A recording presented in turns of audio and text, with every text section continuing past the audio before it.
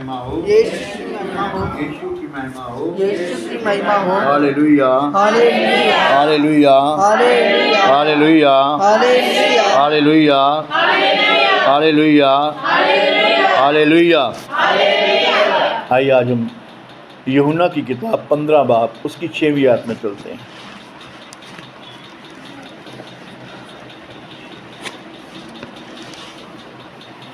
यूहन्ना की किताब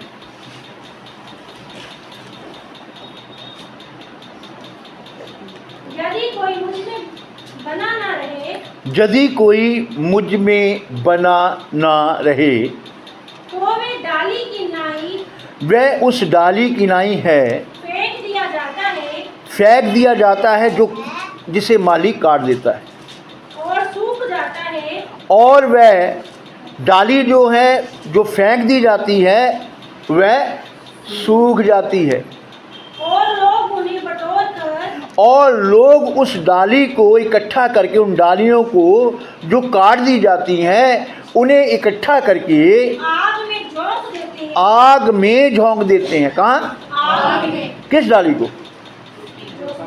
हाँ? सूखी क्यों? वो थोड़ी ऊंची आवाज में बोलो, वो सूखी क्यों? हाँ? क्योंकि वो फल नहीं दे रही, क्योंकि वो फलवंत नहीं है। उसने खाली उस वृक्ष पे एक जगह को घेर रखा है।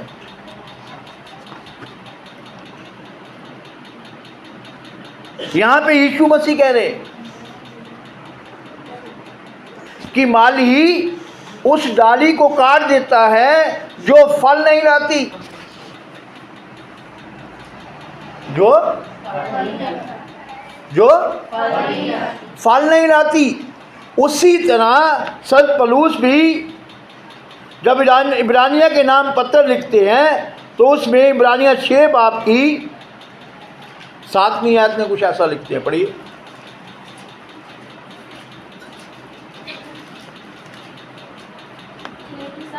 जी। क्योंकि जो भूमि वर्षा के पानी को जो जीवन लेके आती है, भूमि जो जीवन आता है वर्षा के पानी से इस धरती के ऊपर, इस भूमि के ऊपर। हाँ जी। पानी को जो उस पर, हाँ, जो पानी उस भूमि पर बार बार पड़ता है। कितनी बार? बार बार। कि ये भूमि, परमेश्वर की इच्छा होती है ये भूमि फसल वाली हो जाए, इसलिए वो उस भूमि पर बार बार बरखा करता है, बार बार बरसात करता है, बार बार मींह बरसाता है। आगे जी। पी कर जिन लोगों, उस जल को, वो भूमि उस पानी को पी पी करके जिन लोगों के लिए वे ज्योति बोई जाती है, जिन लोगों के लिए वो भूमि आकाश से पानी गिरा और धरती जो है जिन लोगों के लिए ज्योति और बोई गई, उनके काम का साग हाँ उपजाती है। उनके लिए या उनके काम का खाने पीने के लिए साग और क्या करती है? साग पत्त उगाती है। रोटी पानी, रोटी उसमें से कणक निकलती है, गेहूँ निकलते हैं, चावल निकलते हैं, साग निकलता है, सब्जियां निकलती है। जब बोई जाती है और बरखा कहाँ से होती है? आकाश से। कहाँ से? आकाश से बरखा होती है। परमेश्वर उस बरखा को बार बार करता है। आगे क्या लिखा जी? वे परमेश्वर से आशीष पाती है। हाँ जी। वे परमेश्वर से, वो भूमि तभी उपजाऊ बनती है जब परमेश्वर से आशीष को पाती है। Hallelujah, hallelujah. आगे जी। पर यदि वे यदि वह झाड़ी और उत्कारियां उगाती है, कंडे कुंडे उगाती है, यदि वह झाड़ी और उटकारे उगाती है तो निकम्मी और श्रापित होने पर है और उसका अंत जलाया जाना है। और उसका भी अंत, जलाया जाना। उन झाड़ियों का अंत भी क्या होता है? बरखा उन पर भी पड़ती है, बरखा उन पर भी पड़ती है। ये तो है ना कि परमेश्वर ने बरखा की और यहाँ पे एक खेत है, किसी किसान ने मेहनत की हुई है, किसी किसान ने उस मेहनत को करके उस खेत को बनाया, उसमें फसल उगाई और परमेश्वर बरखा कर रहा है और बरखा से वो धरती आशीष भरी हो गई और उसमें से साग पत उग रहा है और एक उसके पास में एक और ज़मीन है, उस ज़मीन का मालिक आलसी है। वो ना धरती को जोता है ना बोता है, ना वो धरती को जोता है और ना ही, तो तब क्या होगा? वहां से साग पत उगेगा क्योंकि उसके अंदर साग पत का बीज डाला ही नहीं गया है, उसके अंदर कोई फसल का बीज लगाया ही नहीं गया है, इसलिए वो नहीं उगेगी, क्योंकि उसका मालिक आलसी है। तो वहां पे क्या होता है? वहां पे उस खेती के अंदर झाड़ियां उगती हैं। अरे इन झाड़ियों पे आशीष कहां से आई? बरखा कहां से आई भाई?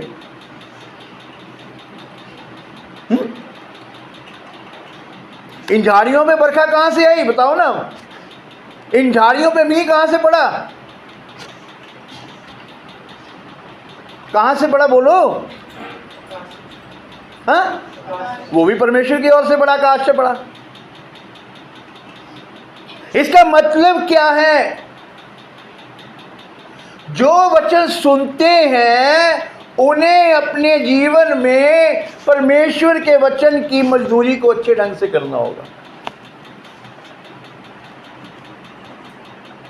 ताकि उनके हृदय का खेत जोता और बोया जाए, उसके अंदर वचन हो, उसके अंदर उस हृदय के अंदर वचन हो और वो वचन के अनुसार कार्य करे। ये नहीं कि यहां से वचन सुन लिया, संडे चर्च आए, संडे का चर्च देखा, लोग कहते देखने जा रहे हैं, मैंने बहुत बार देखा है, हम संडे चर्च देखने गए थे। क्या देखने गए थे भाई वहां पे?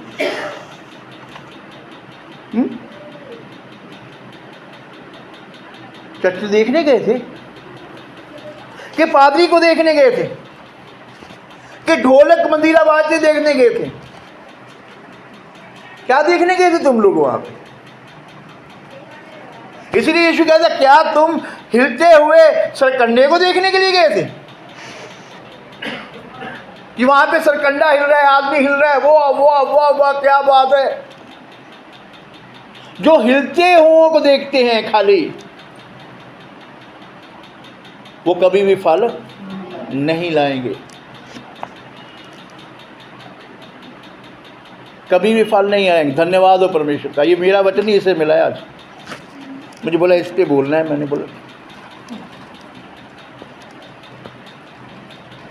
कहता इब्रानिया 6 से बोलना है जी आज। मैंने ठीक है भैया।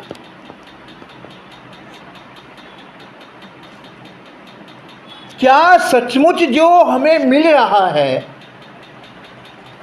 उसके अनुसार हम जीवन भी गुजार रहे हैं?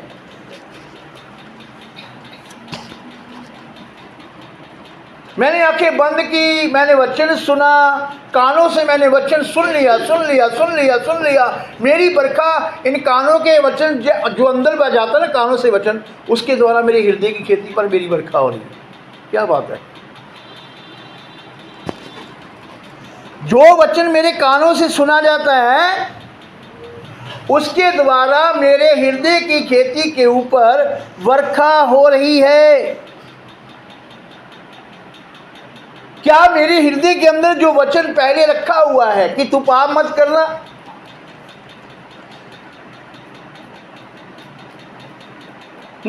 अच्छा जीवन जीना, अपने बच्चों को प्रभु की शिक्षा के अनुसार पालना,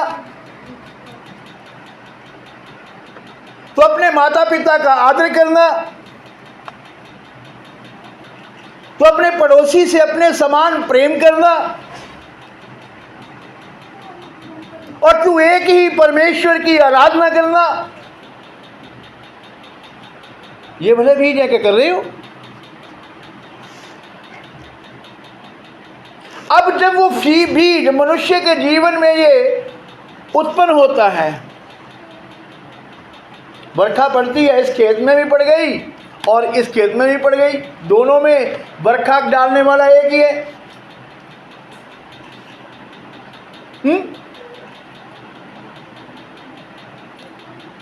तो फिर क्या हुआ कि जब हमने जुबान खोली तो उसमें से कौन सी बातें निकली, कौन सा फल निकला है? अब ये तो है नहीं कि हम वृक्ष हैं और हमारे बाजुओं पे सेब लगेंगे, केले लगेंगे, अंगूरों के गुच्छे लगेंगे और हम कहेंगे वाह वाह कितना अच्छा फल आ रहा है। नहीं नहीं नहीं, फल का यहां से पता चलेगा, यहां से।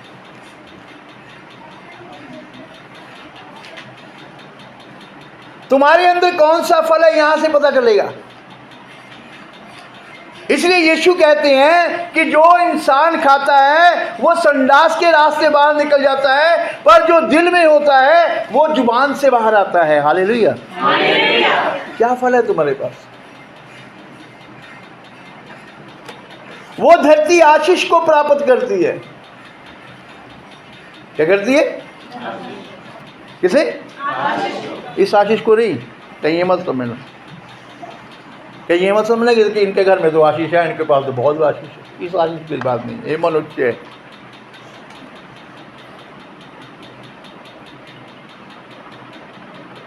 वह परमेश्वर से आशीष पाती है जो परमेश्वर के वचनों को ग्रहण करके वैसा फल लाता है इंसान, वो ही परमेश्वर से आशीष को प्राप्त करता है। हालेलुया। अब सोच विचार करो कि यहां सुनने के बाद, ये वचन सुनने के बाद क्या मैं वैसा जीवन व्यतीत कर रहा हूं?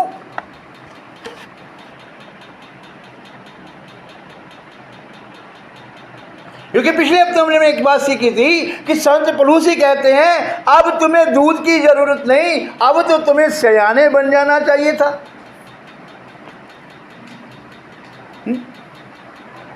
अरे जमाने के लिए नहीं तो कम से कम अपने घर के लिए सयाने बन जाओ, अपनी देह के लिए सयाने बन जाओ, अपनी आत्मा के लिए सयाने बन जाओ, अपने परिवार के लिए सयाने बन जाओ। क्योंकि ऐसा लिखा है, तू विश्वास कर, तू और तेरा घराना। अपने घराने के लिए सयाने बन जाओ, अपने घराने के लिए फल ले आओ।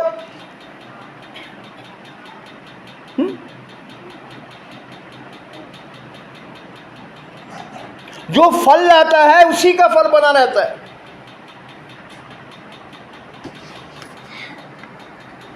और जो यहां पे संत पौलुस बड़े अच्छे ढंग से लिख रहे हैं, दोनों बातें एक ही वचन में लिखी हुई हैं, एक ही आयत के अंदर। जो झाड़ियां बन जाती हैं, जो जिनके ऊपर कांटे होते हैं, जिनके पास कोई नहीं जाता है, जो किसी के पास बैठ नहीं सकते हैं, जहाँ कहीं बैठ गए तो फिर परमेश्वर की बात नहीं, संसार की बातें करते हैं, वो झाड़ियाँ हैं। वो झाड़ियाँ जैसे प्रभु पहले कह रहे हैं यूहन्ना 15 के अंदर कि वो काट दी जाती हैं, वो जीवन के वृक्ष से काट दी जाती हैं, वो फलदायक पौधे से काट दी जाती हैं, वो अंगूरों की बेल से काट दी जाती हैं जो फल नहीं लाती हैं, और फिर उन्हें फेंक दिया जाता है, एक जगह इकट्ठा कर दिया जाता है। और फेंकने के बाद क्या होता है, कई लोग देखते हैं हम लोग कि एक वृक्ष को काटते हैं और काट के बाद यहाँ एक कोने में फेंक देते हैं, चलो सूखने दो। इसको समय आने पर जला देंगे। समय आने पर जला देंगे। और यही बाइबल कहती है कि अगर आज तुमने उसके वचन को सुनकर अपने हृदय को कठोर किया तो फिर ये मत सोचना कि आने वाले समय में जब यीशु आएगा या इस संसार से कूच करेंगे, परमेश्वर के राज्य में पहुंचेंगे तो हम आशीष पाएंगे। इस बात को मत भूल जाओ कि वो आशीष तो नहीं पाएंगे, उस समय उठाकर उस आग में फेंक दिए जाएंगे जो शैतान और उसके दूतों की है। जो शैतान उसके उस आग में फेंक दिए जाएंगे जैसे झाड़ियाँ फेंक दी जाती हैं।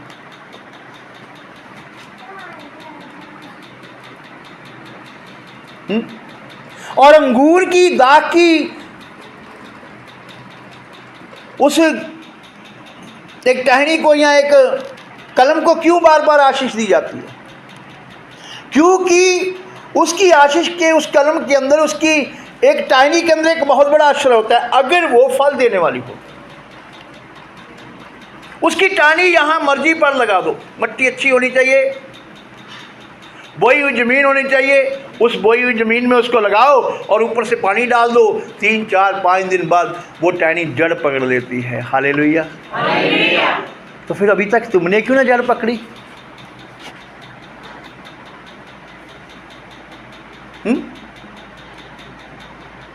अभी तक मैंने जड़ क्यों ना पकड़ी?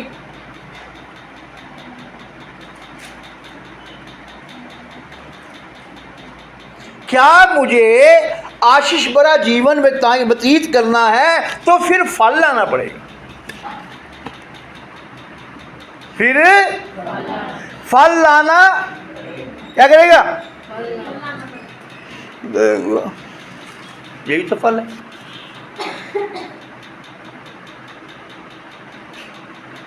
फिर मुझे फल लाना पड़ेगा। ये तो याकूब की पत्री में लिखा है, ये जो शरीर का सबसे छोटा अंग है ये तुम्हारी जीभ है।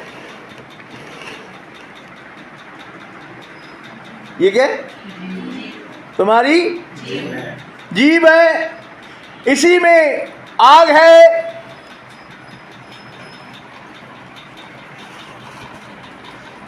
अब लकड़ी के अंदर भी तो आग होती है, टहनी के अंदर भी तो आग होती है, वो सूखी होती है, सिर्फ उसे आग दिखाने की जरूरत होती है। वो खुद ही जल जाती है थोड़ी सी आग से। कट। सबसे पहले उसके पत्तों को आग लगा दो जो सूखे हुए हैं, देखो टहनी कैसे जलती है।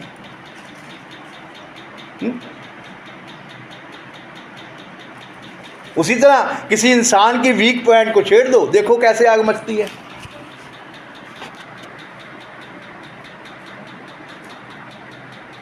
और जो आशीष पाया हुआ इंसान है उसके पास जाओ, उसकी आशीष को छेड़ दो, वो कहेगा तुम्हें भी आशीष मिले।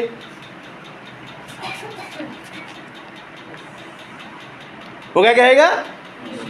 तुम्हें भी आशीष मिले। और जो बिना आशीष के है, बिना उस अभिषेक के है, और जिसके हृदय के अंदर खेती के अंदर छल और कपट बढ़ा हुआ है, जिसके अंदर कांटे ही कांटे हैं, वो सामने वाले को भी कांटे मारेगा। अगर यहाँ से ना मारेंगे तो फिर वो तीसरे को इस्तेमाल करेगा। फिर वो तीसरी बहन के पास जाएगी, तेरे लिए तो वो वहाँ पे वो, अच्छा तुम लोग दोनों खड़ी थी वहाँ पे, क्या बात? वो तेरे लिए बात कर रही थी, जा अब तू उससे जूते खा। ऐसा होता है स्वभाव।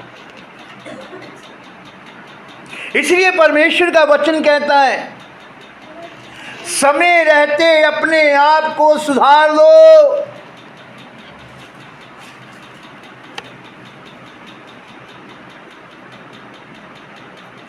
समय रहते हुए अपने आप को सुधार लो। समय रहने के बाद, चले जाने के बाद कोई 10वां करे, कोई बड़ी मीटिंग करे, कोई कुछ करे, लेकिन जो चला गया उसे कुछ नहीं मिलेगा। उसे कुछ नहीं मिलेगा, क्योंकि जाने वाले तो चला गया। क्योंकि उसने अपने समय का लाभ नहीं उठाया। इसलिए इब्रानियां 3:15 में भी लिखा हुआ है ऐसा कि मेरे बड़े बुजुर्गों को बहुत समय मिला। परमेश्वर दिन में उनके ऊपर बादल बन के चलता और रात को आग का खंभा बन के उनके आगे आगे चलता। वो मन्ना मांगते उन्हें मन्ना मिलता, वो पानी मांगते उन्हें पानी मिलता, ना उन्हें के कपड़े फटते, ना उनकी जूतियां टूटती। आज भी हम लोग कई बार कहते हैं अपने अपने घरों में जाकर, देखो ना परमेश्वर की कितनी आशीष है।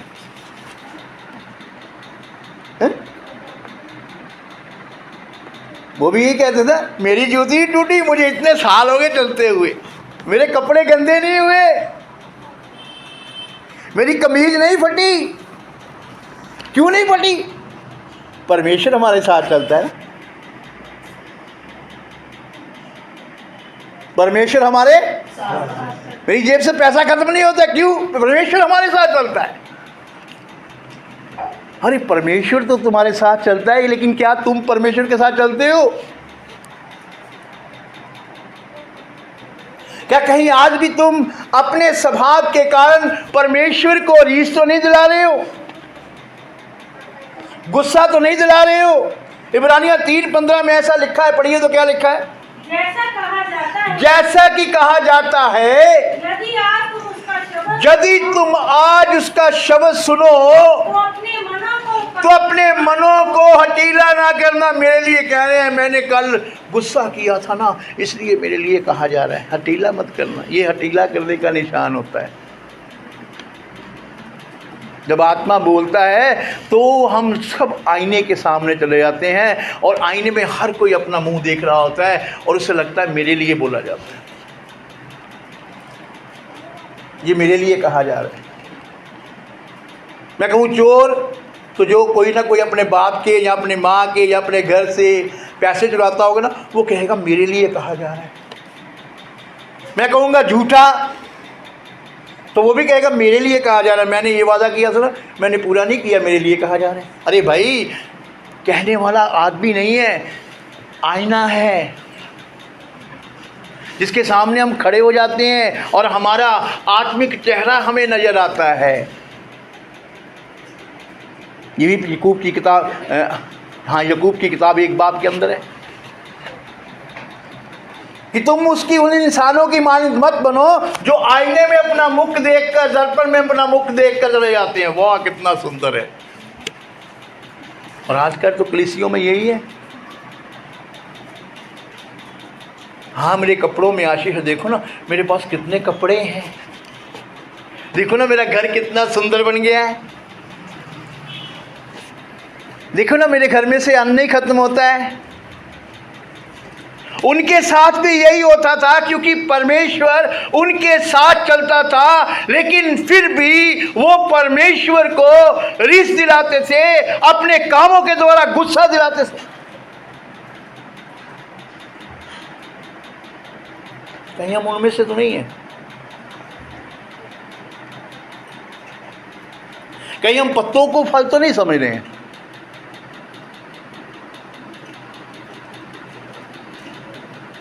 कि हमारी उन डालियों पर पत्ते हरे हरे हैं, क्या बात है, कितना फल है। डालियां हरी हैं, पत्ते लगे हुए हैं, वाह वाह। हमारे घर में 2 लोग आ गए, छांव में बैठे हुए हैं, वाह वाह। लेकिन फल है?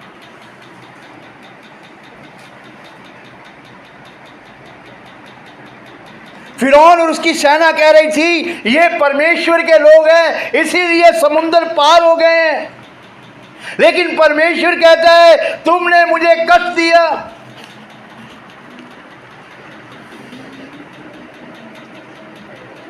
तुम हटीले रहे। परमेश्वर तो ये कहता है।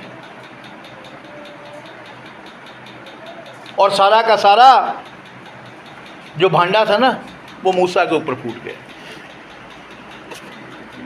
पानी ये मांग रहे थे कि बरखा हो जाए, हमारी प्यास बुझ जाए, मूसा बेचारा सबसे नरम पुरुष, जो नरम पुरुष था, वो उनके शिकंजे में आ जाता। और परमेश्वर से कहा, देख ले, ये जो देश है कनान देश, से तू देख ले, दूर से देख ले, लेकिन शरीर के साथ तू इसमें नहीं जाने पाएगा।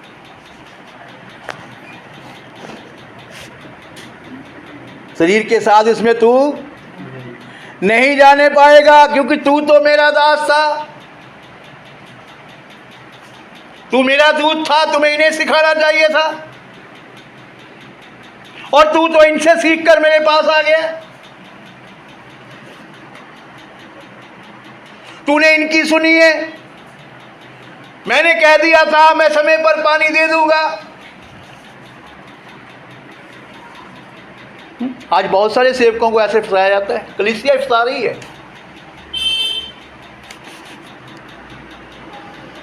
इसलिए थम जाओ और फल योग्य बनो।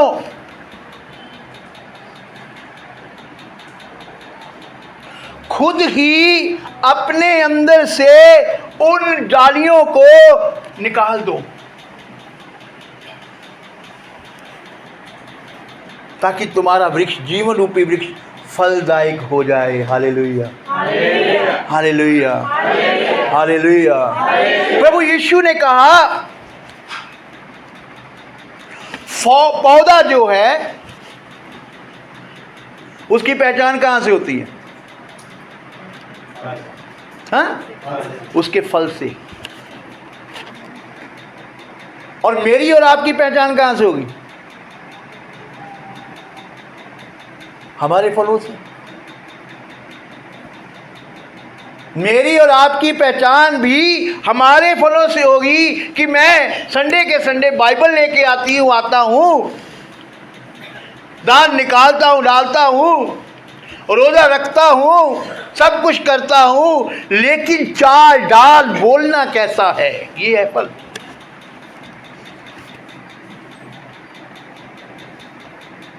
ये है।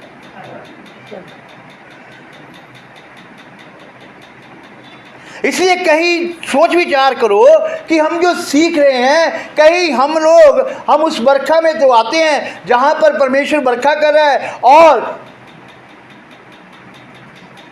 पौधे तो उग रहे हैं, हरे भरे हैं, लेकिन पहचान करो कि ये फलदार मेरे अंदर पौधा है कि झाड़ियां हैं।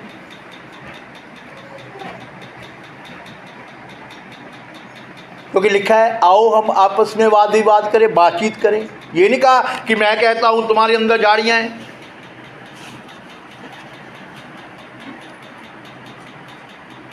मुझे कोई कहना तेरे मुंह पे कुछ लगा हुआ है, तो मैं उस आईने के पास जाऊंगा, पहले देखूंगा कहाँ लगा हुआ, फिर मैं कहूँ।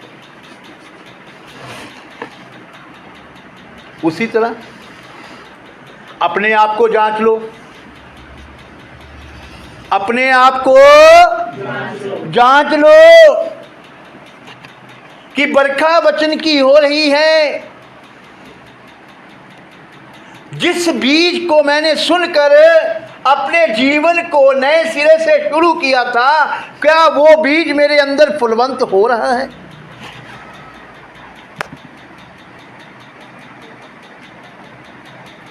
जो भी आया प्रभु के पास, उसने कोई ना कोई वादा किया होगा, मैंने भी किया होगा, मुझे जीवन दे दे, मैं बच जाऊं, तरस खा लेना प्रभु, खा लेना दर्द प्लीज, तू जो कहेगा मैं वही करूंगा। देखना तू तो बहुत भला है ना, मैं तो तेरे पास चल के, मस्का लगाते हैं जब, मैं तो तेरे पास चल के आई हूं प्रभु, आया हूं। तू तो इतना भला है कि एक दिन तू जा रहा था और रास्ते में एक जवान पुत्र जिसकी अर्थी को लेके प्रभु जी लोग जा रहे थे, और उस मां को तूने देखा जिसका वो पुत्र था, वो रो रही थी, और तूने प्रभु जी तरस खाया था ना, उसकी अर्थी को छुआ था ना तूने, और जवान को चंगा करके दे दिया था ना। तूने वहां पे तरस खाया, मुझ पे क्यों नहीं खाता है? एक बार। प्रभु कहता चल देख लेते हैं। चंगा कर दिया, बरकत हो गई, आशीष आ गई, आ गई आशीष। हो चंगा हो गया, भूत चले गए, दुष्ट आत्माएं चली गई, हैं? वादे का वचन लग गया, वृक्ष निकला वादे का, लेकिन उस पर आज तक पत्ते पत्ते हैं कि फल भी है?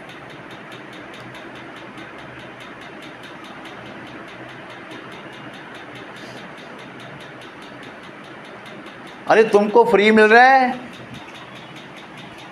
तुम सबको फ्री मिल रहा है किसी कारण से।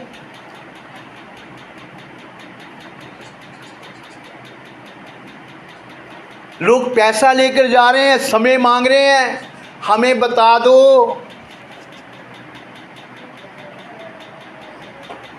लाइनों की लाइनें लगी हुई हैं, 6-6 घंटे सफ़र करके जा रहे हैं,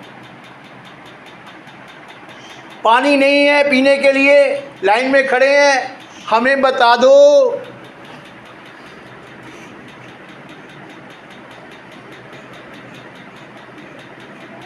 अगर दसमंत की बात करें तो कहें साल का दे रहे हैं हम, हमें बता दो। और तुम कभी महीने का पूरा दसमंत निकाला है? ईमानदारी से सोचना, अपनी कमाई का पूरा दसमंत महीने का निकाला है तो फिर फ्री मिल रहा है ना, इसीलिए नहीं बच रहे हैं।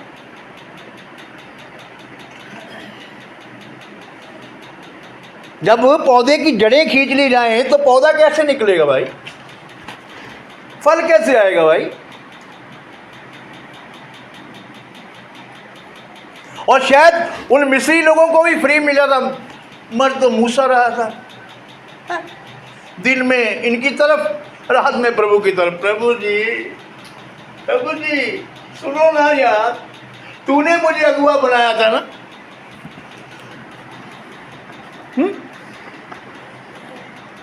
तूने वादा किया था ना, तू मिस्र को जा, मैं तुझे भेजता हूं। प्रभु तूने कहा था ना, अब इनकी सुन ले।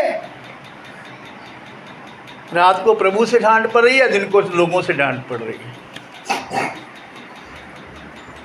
दिन में वो क्या कहते हैं, अच्छे थे मिस्र में, वहां हमारी कब्रें बन जाती, अच्छी बात नहीं थी। ये भी तो मूसा के लिए, बेचारे के लिए इस कांच से ताड़ना पड़ेगी। ये क्या कह रहे हैं भैया? इसलिए समय रहते अपने आप को सुधार लो। तुम्हें फलदायक वृक्ष बनना है कि झाड़ियां बनना है, ये सोच लो।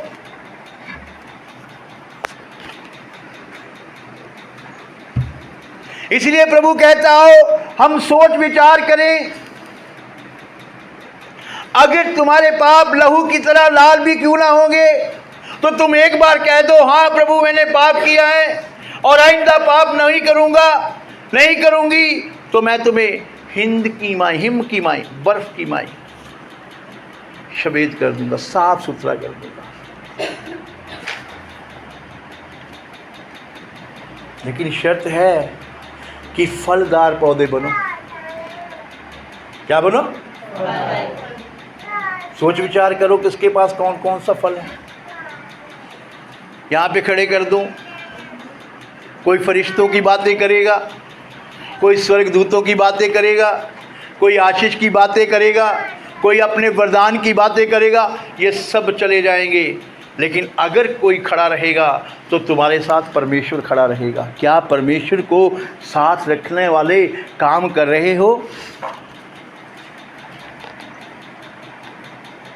क्योंकि जो कुछ होता है वो यीशु के नाम से होता है।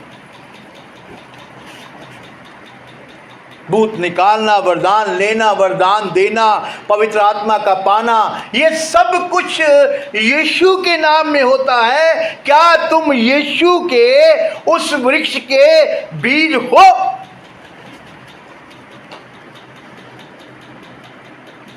और यीशु यही देखना मांगता है। यीशु यही देखना मांगता है। विश्वास से शुरू होकर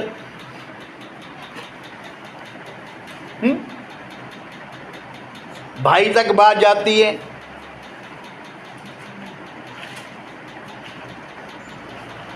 बहन तक बात जाती है, शुरू विश्वास से होती है। हालेलुया, शुरू खेती बोई हुई होनी चाहिए, तब विश्वास शुरू होता है। सो इसलिए प्यार हो, परमेश्वर का वचन ही कहता है, कहीं तुम अपने अपने कामों से परमेश्वर को हठीला तो नहीं कर रहे हो।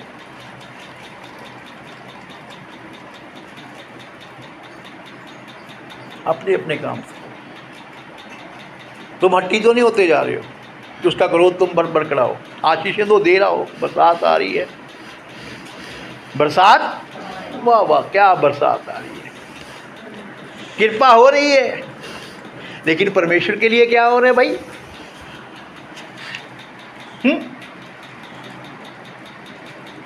परमेश्वर के लिए क्या तुम अपने पड़ोसी से प्रेम कर रहे हो? क्या तुम अपने प्रभु को सब चीजों से उत्तम मान रहे हो? यीशु ने 2 आज्ञाएं दी। तुम अपने पिता का आदर करना, परमेश्वर का आदर करना, सबसे पहली आज्ञा। फिर अपने पड़ोसी के से प्रेम करना जैसे तुम अपने समान करते हो। हालेलुया, इसी में सब कुछ आ जाएगा। और अगर इन्हीं 2 बातों में अगर आप हटीले हो तो समझो जितनी मर्जी प्रार्थना कर रहे हो, जो मर्जी कर रहे हो, तुम्हारे अंदर जो वृक्ष है वो झाड़ियाँ हैं। और अगर तुम इसी को बांधना शुरू कर देते हो तो आज तुम्हें कोई सताएगा, कल सताएगा। हमेशा पत्थर फल वाले वृक्षों को लोग मारते हैं,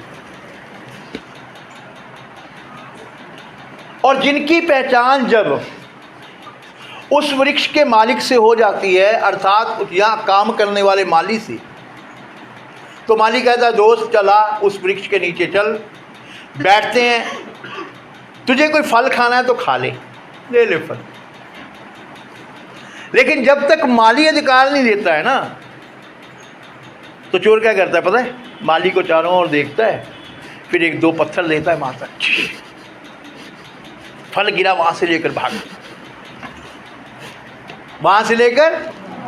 लेकिन जब वो फल लेकर भाग रहा होता है, पीछे माली कहता है चोर चोर चोर चोर चोर चोर चोर चोर। ये क्या कहता है? आशीष आशीष कहता है? नहीं, वो चोर चोर कहता है। और अगर माली से मित्रता हो गई है तो फिर माली कहता मेरे साथ चल, वहाँ बैठते ठंडी छाँव में, और फिर वो ऐसे करके इंसान देख रहा है, वाह बड़े फल हैं, वो कहते खाएगा, खाएगा, अरे मन तो कर रहा है, अच्छा ये ले, मैं खुद तुझे देता हूँ। इसलिए चिंता ना मत करो कि कोई कहे तुम ये हो गए, तुम वो हो गए, तुम ऐसे हो गए, तुम ऐसे हो गए। नहीं नहीं,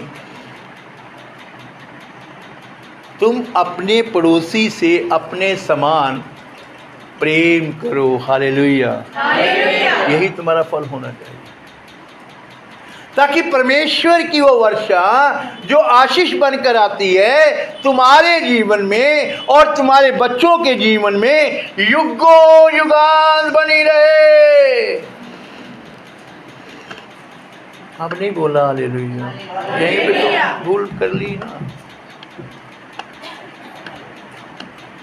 अभी मैं कहती सन्नी तूने यीशु मसीह ये वरदान कर रहा है, तो रीमा कहेगी हालेलुया मेरे घर में आ रहा है। अब मुझे उन लोगों को कहना पड़ता है जो गुस्सा नहीं करते हैं, जो गुस्सा करते थे उन्होंने मैं कहता छोड़ दिया है। गुल्ली उसको गटी जाती है, उसकी नौकर बनाई जाती है जिसका टोना सही लगे, है ना, जिसका टोना। इसलिए प्यारो अगर बुलाए गए हो तो चुलाने वाला वो है, दिखाने वाला भी वो है, बरखा करने वाला भी वही है, तुम्हें सांसें देने वाला भी वही है। तो फिर उसकी सुनकर अपने हृदय को सीधा कर लो। Hallelujah, hallelujah, hallelujah, hallelujah, hallelujah. नहीं तो सभा उपदेशक 7 की 18 क्या कहता है, पढ़िएगा। लास्ट वचन बोल रहा हूँ, उपदेशक की किताब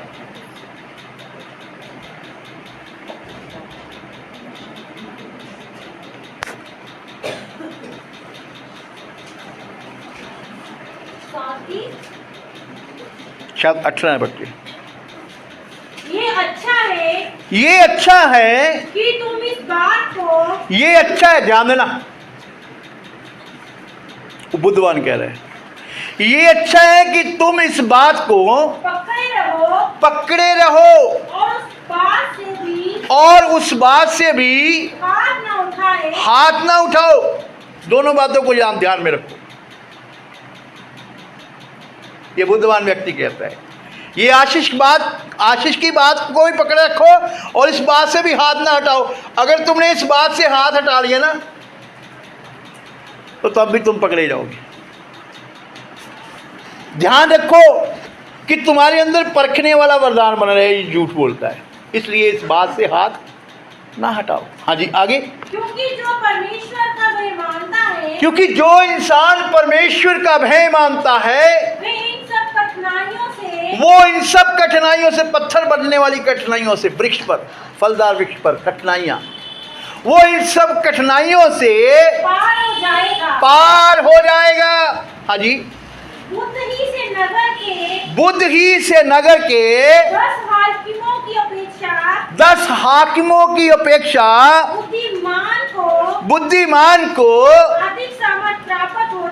अधिक समर्थ ज़्यादा कृपा प्राप्त होती है परमेश्वर से। जो अपने जीवन को परमेश्वर के वचन के अनुसार चलाता है, बुद्ध और युक्ति से चलाता है, उसे समर्थ प्राप्त अधिक होती है। तुम्हारा घर बहुत अच्छा है, मैंने बनाया ना, इससे समर्थ नहीं आएगी। किसी को कहे तो, किसी बहन को तुम बहुत खूबसूरत हो ना, इससे समर्थ नहीं आएगी। और अगर वो बहन इतनी है, उसके अंदर बुद्ध है, तो वो कहे ये बुद्ध मेरे, ये खूबसूरती मेरे परमेश्वर की है, तब पाप नहीं आएगा। तब पाप, क्योंकि वहाँ पे परमेश्वर खड़ा हो गया और सामने वाला बोलेगा वाह, इसने परमेश्वर को ले आया, भाई मैं नहीं जाऊँगा। इसलिए यहाँ पे लिखा गया है कि सारी आशीषों का कर्ता कौन है? इसलिए उसी में बने रहो। Hallelujah, hallelujah, hallelujah, hallelujah. उसी में और फलदार वृक्ष बन, क्या बन जाओ? क्या बन जाओ? इसीलिए एक सज्जन ने, एक भाई ने, एक विश्वासी ने एक वचन बोला है, क्या?